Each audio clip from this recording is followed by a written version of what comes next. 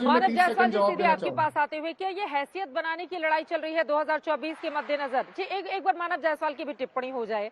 ममता बनर्जी क्या नीतीश कुमार और बाकी दलों के साथ, कांग्रेस पार्टी के साथ मिलकर जाएंगी 2024 के चुनावी मैदान में?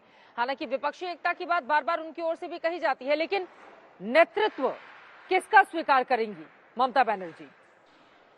मैडम, काफी देर से मैं सुन रहा था, मैं सुधांशु जी को भी सुना, उन्होंने काफी कुछ टिप्पणियां करी, उन्होंने चुनौती की बात करी, उन्होंने हैसियत वाली बात करी। ये बीजेपी क्यों शोभा देता है मैडम? पहले तो वो चुनौती ले नहीं सकते।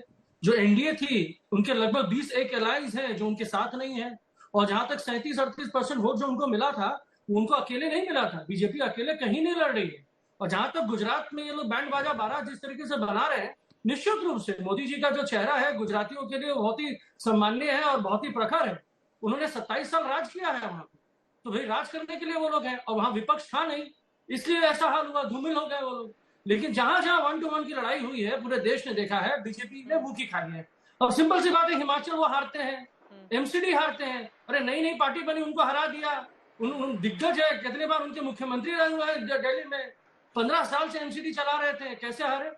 तीसरी बात आते हैं हैसियत की। मैडम, हैसियत किसको चाहिए? जनता से मिलने के लिए हैसियत चाहिए कि मन चाहिए?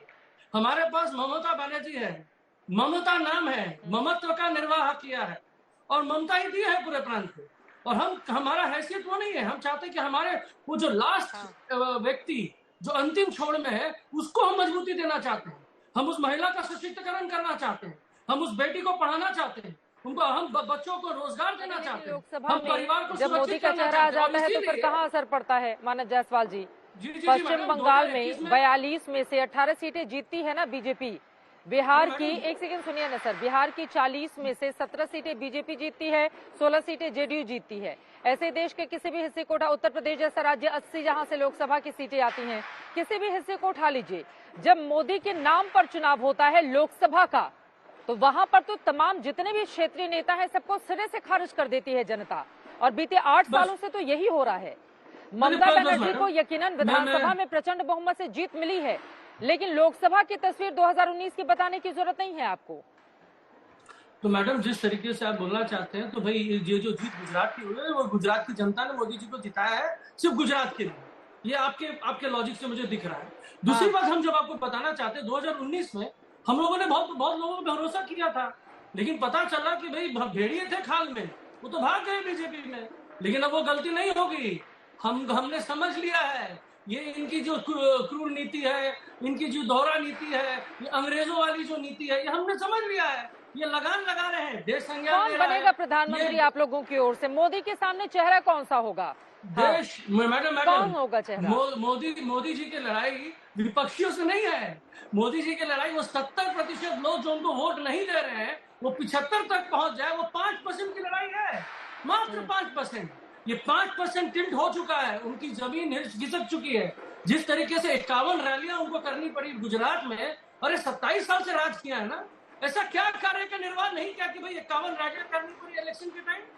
अच्छा, ऐसा क्या कार्य का निर्वाह नहीं किया कि देवभूमि में उनको पिछड़ना पड़ा, देवभूमि से भागना पड़ा, दमखम झोंकना पड़ गया ना। वो बता रहे हैं कि गुजरात में पूरी मेहनत करनी पड़ गई, आपके बड़े नेताओं को तब कहीं जाकर जीत नसीब हुई है। ठीक है, आपने महत्वपूर्ण पॉइंट उठाया, मैं जवाब ले लेती हूँ। वो कह रहे हैं 27 सालों से राज है, तो कामकाज के आधार पर वैसे ही जनता बिठा देती सत्ता में, इतनी मेहनत करनी पड़ गई। सुधांशु त्रिवेदी जी, गुजरात में मेहनत रही, बहुत मेहनत करनी पड़ गई। बड़े बुजुर्ग आदमी है, बड़ा मेहनत किया उन्होंने।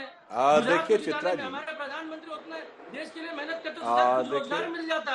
25% लोग बेरोजगार हैं। अब मैं जवाब दे दूं, आपके नौकरी है अवेलेबल, केंद्र सरकार के पास 25% नौकरियां हैं। हम जवाब देते हैं। देखिए, अब आप बोल चुके, अब मैं जवाब दे दूं। देखिए, जहां मेहनत की बात है, तो हमारी पार्टी तो वो पार्टी है जहां पर सभी लोग कार्यकर्ता पूरी शिद्दत के साथ कोई भी चुनाव लड़ते हैं। वो सामान्य कार्यकर्ता हो, केंद्रीय मंत्री हो, मुख्यमंत्री हो अथवा प्रधानमंत्री हो।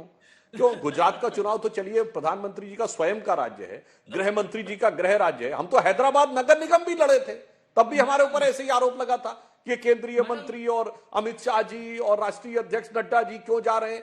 हम हर चुनाव को गंभीरता से लेते हैं। हमारे लिए कोई चुनाव ये नहीं होता है कि हाँ ठीक है कैजुअल वे में लड़ रहे हैं। हम देश की जनता की सेवा के कार्य को भी उतनी ही गंभीरता से लेते हैं, क्योंकि पॉलिटिक्स हमारे लिए एक मिशन है, ठीक है, कोई प्रोफेशन नहीं है और ना कोई फैमिली फीवडम है। इसलिए यह हमारी सोच में अंतर। हाँ, एक बात जरूर मैं कहना चाहूंगा चित्रा, जितने लोग यहां बैठे हुए हैं, अगर आप गौर से देखें तो मानव जायसवाल जी की जो पार्टी है ये तो कम से कम 42 सीटों पे लड़ रहे हैं, जिसमें ये हैं मेन लड़ाई में।